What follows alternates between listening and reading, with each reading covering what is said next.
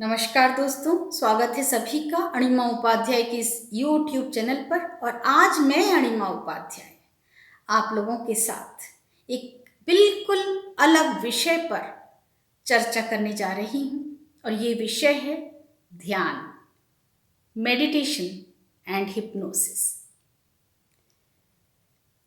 ये शब्द नए नहीं हैं हम में से किसी के लिए भी, क्योंकि आज का जीवन बहुत ही जटिल हो गया है, कॉम्प्लेक्स हो गया है।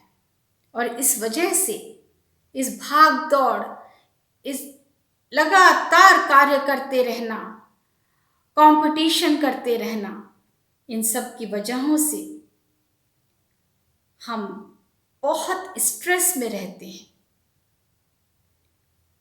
तनावग्रस्त रहते हैं। और तब हमें सलाह दी जाती है लोगों के द्वारा कि आप मेडिटेट करिए। तो दोस्तों, आज हम इसी मेडिटेशन और ध्यान के बीच में जो लोग गलत मतलब निकाल लेते हैं कि मेडिटेशन ही ध्यान है, चर्चा करेंगे कि ध्यान और मेडिटेशन दो अलग विषय हैं, दो अलग शब्द हैं। उनको एक मत समझिए या एक समझने की भूल मत करिए। इसके साथ ही हिप्नोसिस को भी जानेंगे। लेकिन इसके पहले कि मैं चर्चा आप लोगों से शुरू करूं, आप सबसे एक छोटा सा अनुरोध है कि अगर अभी तक चैनल को सब्सक्राइब नहीं किया है तो कर दें और इस वीडियो को भी ज़्यादा से ज़्यादा लोगों में शेयर करें। तो आइए शुरुआत करते हैं कि नेचर शोज डुअलिज्म।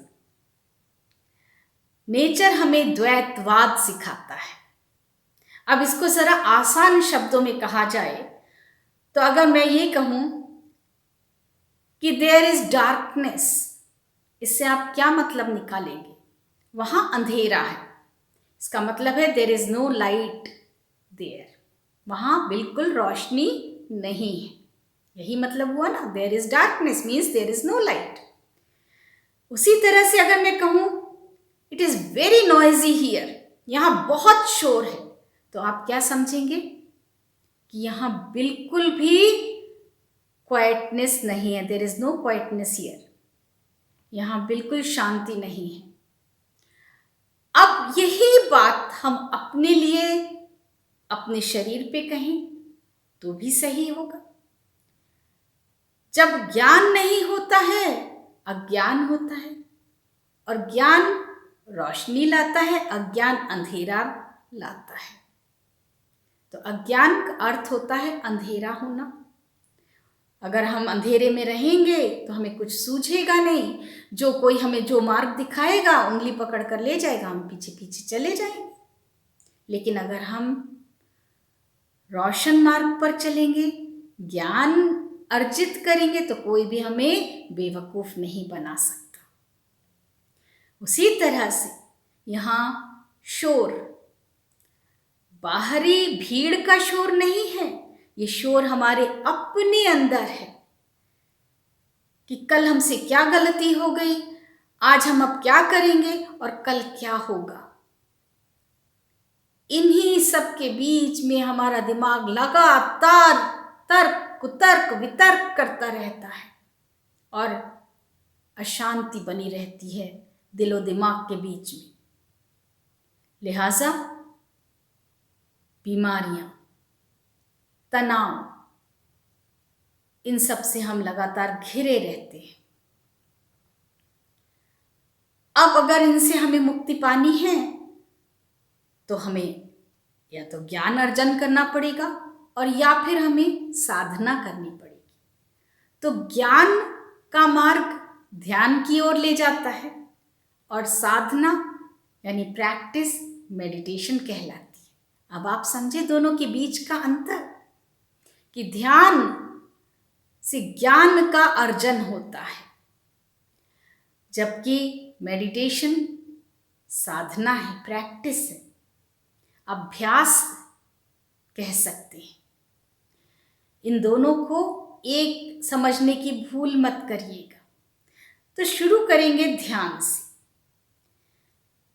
ध्यान जब भी करना हो तो ये बात आपको मालूम होना चाहिए कि विज्ञान भी ये कहता है कि हमारा दिमाग 3 अवस्थाओं से होकर गुजरता है। There are 3 states of mind.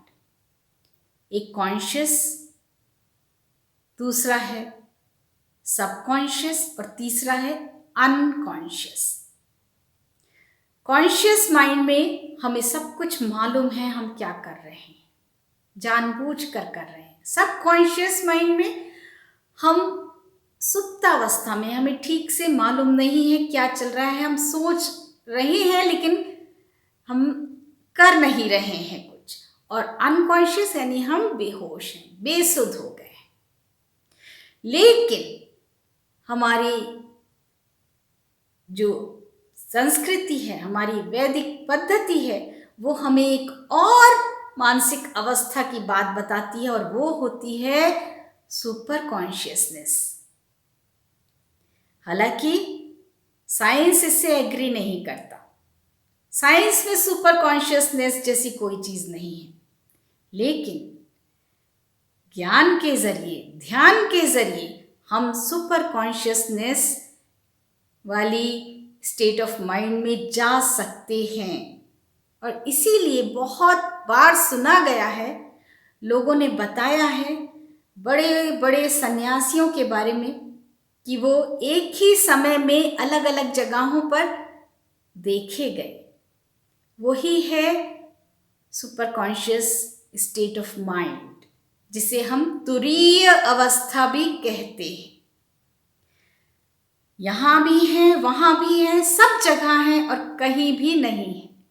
तो जब हम करते हैं तो माइंड को सबसे पहले या तो पूर्ण अवस्था में लाना पड़ता है या शून्य अवस्था में लाना पड़ता है। सब कुछ या बिल्कुल ब्लैंक हो जाना, वो है ध्यान।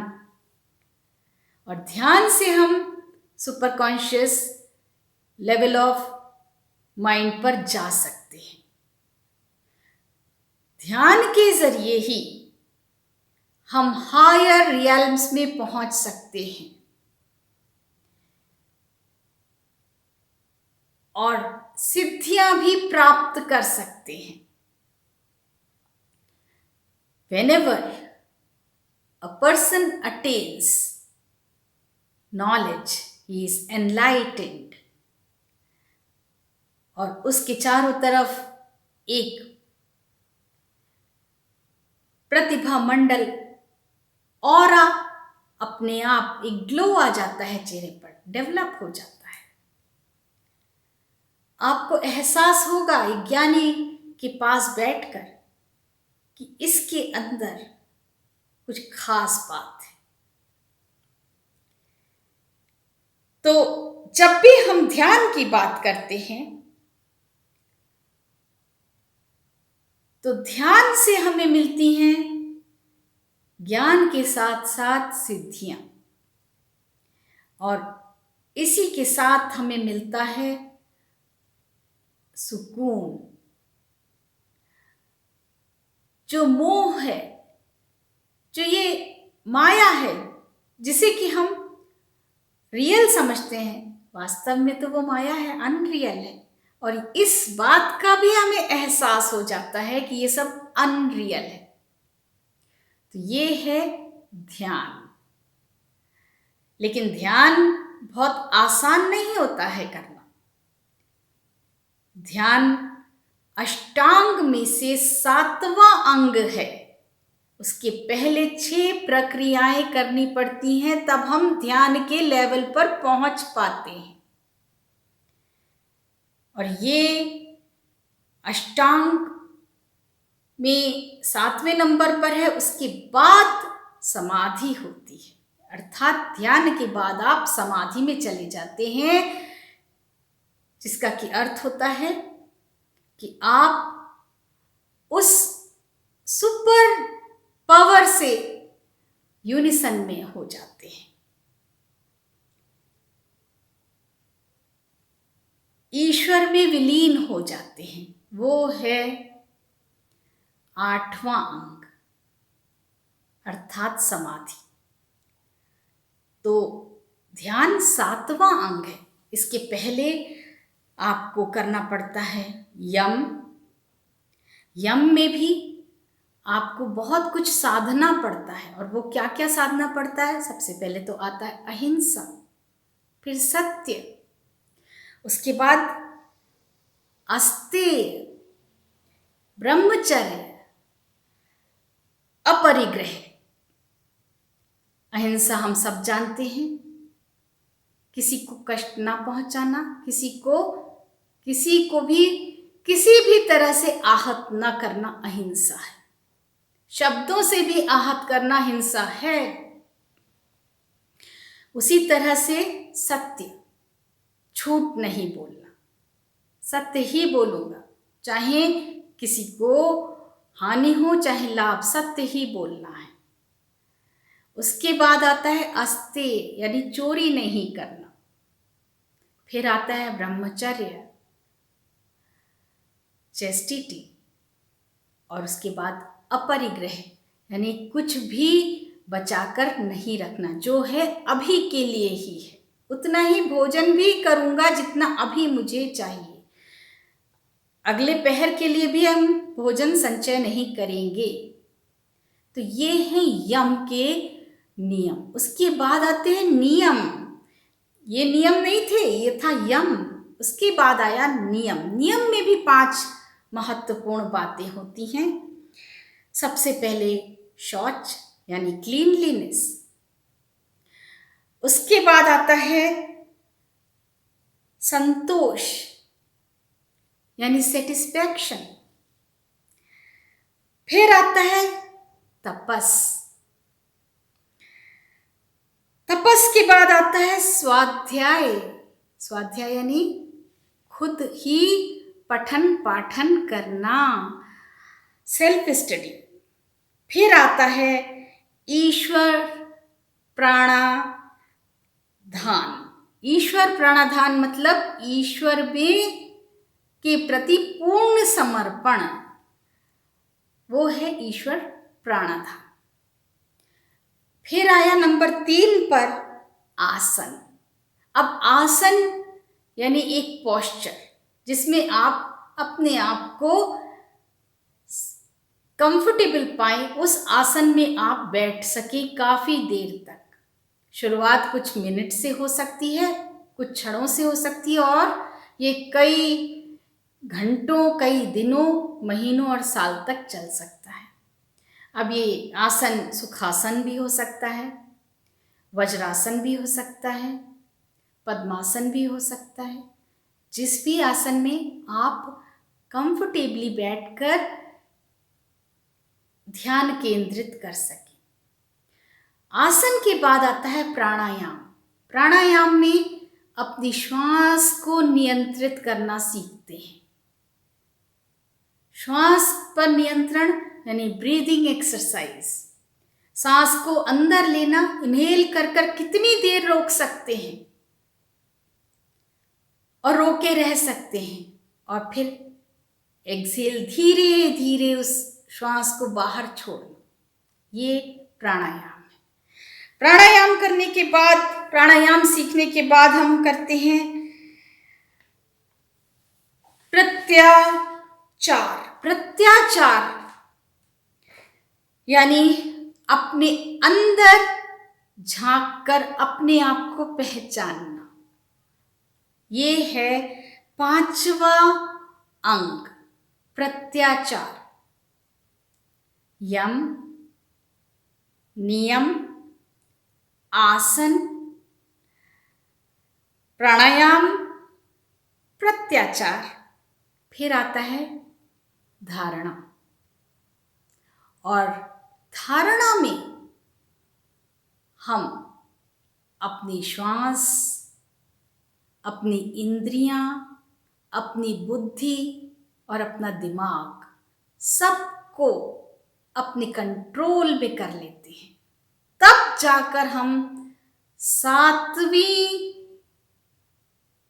सीढ़ी चढ़ पाते हैं ध्यान की।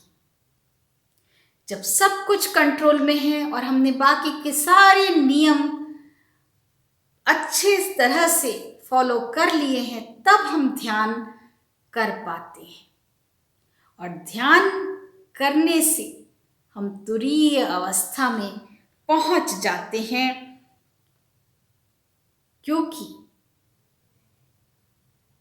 तभी एक आसान सा फ्लो जो दिमाग की तरंगों की तरह चलने लगता है, उस अवस्था में हम पहुंच जाते हैं। आखिर तो सब तरंगे ही हैं। और जब हम वो उस अवस्था में पहुंच जाते हैं, तब आता है 8वां अंक, यानी विलय हो जाना, ईश्वर में विलय हो जाना, समाधि। तो अब आप समझिए कि ध्यान कितना कठिन है। ये यूं ही नहीं किया जा सकता कि हम गए और कुछ देर में ही हम ध्यान की अवस्था में पहुंच गए। तो जो हम करते हैं वो कहलाता है अभ्यास, साधना, यानी मेडिटेशन। तो वो ध्यान से बिल्कुल भिन्न अवस्था है। मेडिटेशन में हमारा दिमाग कॉन्शियस और सबकॉन्शियस के बीच में रहता है। और मेडिटेशन करने के लिए हमें किसी चीज पर अपना ध्यान केंद्रित करना पड़ता है, जैसे मोमबत्ती, दिया, टॉर्च या कोई म्यूजिक जिसमें लगातार एक ही बीट लगातार बजता रहे। तब धीरे धीरे हम कॉन्शियस से सबकॉन्शियस स्टेट ऑफ माइंड में चले जाते हैं और हमारा दिमाग धीरे धीरे सबकॉन्शियस माइंड में पहुंचकर रिलैक्स्ड महसूस करने लगता है। हमें शांति का एहसास होता है और हमें साथ में ये एहसास भी होने लगता है कि हम किसी और लेवल पर पहुंच गए हैं, लेकिन ये सिर्फ हेलुसिनेशन है। और ये हेलुसिनेशन हमें क्यों होता है? क्योंकि हम जो कुछ हमने सोचा हुआ है वो सारी हमारे दिमाग के तहों में मेमोरी के रूप में स्टोर्ड है, और अभी हम जो कर रहे हैं वो एक दूसरे के साथ मिक्स हो जाता है, और इससे हमें ये एहसास होने लगता है कि हम एक अलग स्टेट ऑफ माइंड में पहुंच गए हैं, जिसकी वजह से हमें शांति मिलती है और हम तनाव रहित हो जाते हैं। तो meditation is a good way of gaining relaxation and getting stress free, but it is not ध्यान। इससे आपको सिद्धियां भी प्राप्त नहीं होती और इससे आपको नॉलेज भी प्राप्त नहीं होती। इससे सिर्फ योर माइंड बिकम्स काम एंड क्वाइट। इसीलिए ये टेम्पररी रिलीफ है। आपको बार बार मेडिटेशन सेंटर जाना पड़ता है या अपने घर में ही बैठकर मेडिटेट करना पड़ता है, क्योंकि आपको ज्ञान तो नहीं मिला। आप सिर्फ कुछ देर के लिए एक शांति वाले स्थिति में पहुंच गए प्रैक्टिस करते हुए। और खतरनाक तब होता है जब कोई ये बात मान ले कि मैं ज्ञानी हो गया हूं मेडिटेशन के जरिए, ये ईगो को बढ़ा देगा, तो वो तो बहुत ही गलत बात है। इसीलिए ध्यानी और मेडिटेट करने वाले व्यक्ति के बीच में बहुत अंतर होता है। मेडिटेशन कोई भी प्रोफेशनल व्यक्ति आपको करा सकता है, कोई भी शिक्षक, उसके लिए एक टीचर की ज़रूरत होती है, और धीरे धीरे अभ्यास करते करते आप फिर उसी रिदम पर सीख लेते हैं। लेकिन आपको ज़रूरत हमेशा ही एक खामोश जगह की होगी, किसी ऑब्जेक्ट की होगी।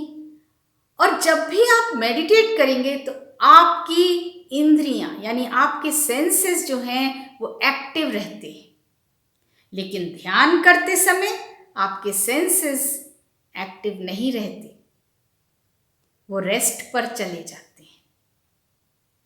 इसीलिए ध्यानी और मेडिटेशन करने के बीच में बहुत डिफरेंस है। अब आए हिप्नोसिस के बारे में जाने।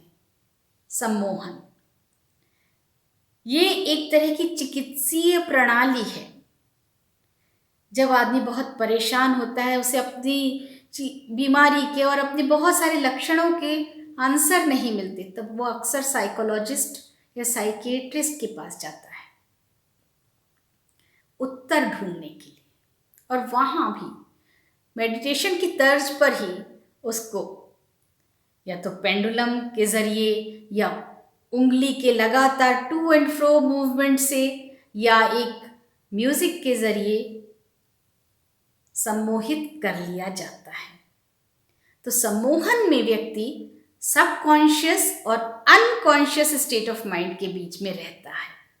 अब देखा आपने डिफरेंस कि ध्यान में आदमी सुपर कॉन्शियसनेस में चला जाता है, मेडिटेशन में आदमी कॉन्शियसनेस और सबकॉन्शियस माइंड के बीच में रहता है, जबकि हिप्नोसिस में सबकॉन्शियस और अनकॉन्शियसनेस के बीच में चला जाता है। और जब अनकॉन्शियसनेस की तरफ जाता है तो वो एक गहरी निद्रा में चला जाता है। और जब बहुत अच्छी नींद आएगी तो आपको धीरे धीरे तनाव से भी मुक्ति मिलेगी और आपके दिमाग की तहों में जो बहुत सारे प्रश्न चल रहे हैं, शायद उनके उत्तर स्वयं आप ही ढूंढने लगेंगे। तो आपकी इंद्रियां एक्टिव रहेंगी, वो रेस्ट पर नहीं जाएंगी। ये है सम्मोहन। अब जब हमने ध्यान, मेडिटेशन एंड हिप्नोसिस तीनों को अच्छी तरह से जान लिया है, तो आप स्वयं ही समझिए कि आप ज्ञान की प्राप्ति करना चाहते हैं, टेम्पररी रिलीफ चाहते हैं, या एक गहरी निद्रा लेकर तनाव रहित होना चाहते हैं। ये मैं आप पर छोड़ती हूँ। अगर ये वीडियो आपको पसंद आया हो तो ज़रूर इसे लाइक करिएगा और एक कमेंट करके छोड़िएगा। और कुछ इस बारे में जानना चाहें तो मुझसे बेहिचक कमेंट बॉक्स में कमेंट छोड़कर चर्चा कर सकते हैं। इस तरह के किसी विषय पर आप फिर मुझसे चर्चा करना चाहें तो आप आमंत्रित हैं। हालांकि मैं ये दावा नहीं करती, ना तो मैं कोई गुरु हूँ और ना ही मैं कोई ब्रेन ट्रेनर हूँ। मैं तो आप ही की तरह एक अदना-सी व्यक्ति हूँ जो चीज़ों को जानना चाहता है, ज्ञान अर्जित करना चाहता है। इसी के साथ आपसे विदा लेती हूँ। नमस्कार।